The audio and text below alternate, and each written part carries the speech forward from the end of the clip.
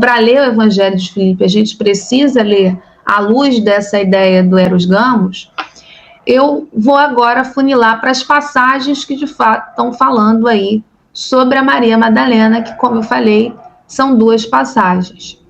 E, logo de cara, a primeira passagem, ela trabalha com o conceito de que Maria Madalena é a parceira de Jesus. Olha aqui, a sabedoria, Sofia, que é chamada de sabedoria estéreo, é a mãe dos anjos. Então, lembrem-se da passagem que está falando lá sobre Helena. Faz anjos e arcanjos. Olha aqui, ó, sabedoria, Sofia, sendo apresentada como a mãe dos anjos. E a companheira, cônjuge do Redentor, é Maria Madalena. O Salvador amava ela mais do que todos os discípulos. E ele beijava sempre na sua boca. Eles lhe disseram: por que as amas mais do que todos nós? O Salvador respondeu: porque não amo vocês como ela? Se uma pessoa cega e uma pessoa enxerga, estão ambas nas trevas. Elas não são diferentes uma da outra. Quando vier a luz, então, a pessoa que enxerga verá a luz, e a cega permanecerá nas trevas. Essa passagem, ela tem que ser lida de uma forma muito metafórica.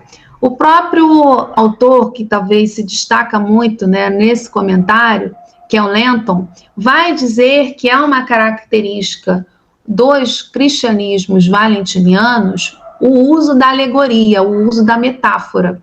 Então, tudo que a gente lê dentro desses materiais precisam ser lidos dentro dessa dimensão.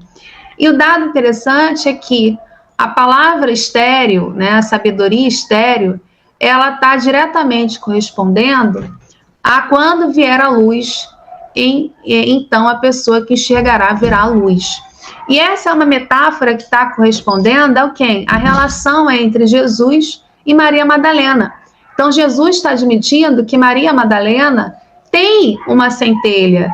Maria Madalena é uma portadora de uma luz e que Jesus é o cego.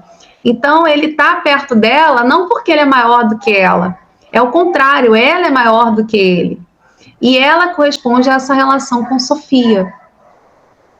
Lembre-se então, por exemplo, da relação que aparece lá em Atos 14, 12, em que mostra que Barnabé é mais poderoso que Paulo. Então Paulo anda com Barnabé não porque Paulo é mais poderoso e está ajudando Barnabé, mas porque é o oposto. Paulo precisa de Barnabé.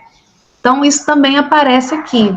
Mas tem outras coisas que essa passagem é interessante. Por exemplo, a tradução que venceu, ou talvez seja mais conhecida e que a mídia adora usar ela, toda vez que tem algum comentário se Maria Madalena era casada ou não com Jesus, a primeira coisa que colocam é essa tradução, que ela beijava, só podia beijar o quê? A boca, né? O pessoal faz logo essa associação. Só que os autores, os tradutores dessa passagem, desse evangelho, têm sido muito críticos com relação à boca. Por quê? O trecho está faltando, perdeu esse fragmento. O que está entre parênteses foi o que foi perdido. Então a gente não sabe, a gente sabe que Jesus estava beijando. Mas beijando onde? Né? Beijando o quê? Então eles têm sugerido aqui várias alternativas, por exemplo, a mão, a testa, a face, os pés. E para cada sugestão de tradução, eles vão usar um contexto aí. A tradução boca, então, ela é fruto do quê? Quando vai se argumentar que pode ser a boca por um princípio básico, que é fruto de uma prática existente entre os primeiros cristãos e preservada já em Romanos 16. Saudai-vos uns aos outros com o ósculo santo. Quer dizer, é um beijinho, um selo, e que é a ideia que dentro dessa teologia, né, dessa cosmogonia, melhor falando, gnóstica, valentiniana, é a ideia de você passar o conhecimento para o outro. Você passa o conhecimento para o outro porque esse plano aqui, para os gnósticos, é um plano impuro, é onde tem a morte, e que nós chegamos aqui, a humanidade chegou aqui, fruto de um deslize da Sofia, por isso que ela é a sabedoria estéril, que ela cometeu um erro que acabou criando o filho, Demiurgo, e esse Demiurgo aí, que vai ser responsável por criar até a humanidade e tal, busca, então, o retorno para o plano espiritual. E é a Sofia que é responsável por encaminhar. E é um dado interessante também que a Sofia vai ganhar várias nomenclaturas dentro dessa literatura gnóstica. Então, ela é mais de uma. A Maria Madalena seria uma das versões dessa Sofia, por isso que ela tem a luz, ela tem um conhecimento. Jesus, sendo filho de Sofia, o Jesus Cristo, ou o Salvador, ele quer estar próximo de sua mãe, ele quer estar obtendo conhecimento de sua mãe. Então, não tem uma relação sexual aqui, não tem casamento aqui. Mas, enfim, então, a expressão estéril está associada à tentativa abortada de Sofia na criação, ou seja, foi quando ela acidentalmente acabou criando esse demiurgo responsável por esse plano imperfeito, plano material. E disso, Maria Madalena, como eu já falei, é equiparada a Sofia como a portadora da luz, ou aquela que trouxe a promessa da centelha divina para a humanidade.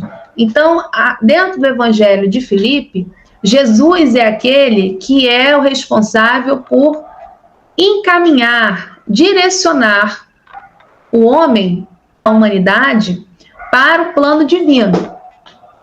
Porém, quem detém o conhecimento, quem detém essa luz, é a Sofia, que é a sua mãe e também é a sua parceira espiritual.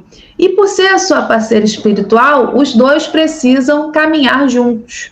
Mas ele é o veículo, ele é o caminho. Precisa chegar a ele para que você tenha acesso a Sofia. Então, essa é a lógica aí de parceira, ou cônjuge, que está sendo atribuída dentro do Evangelho de Filipe.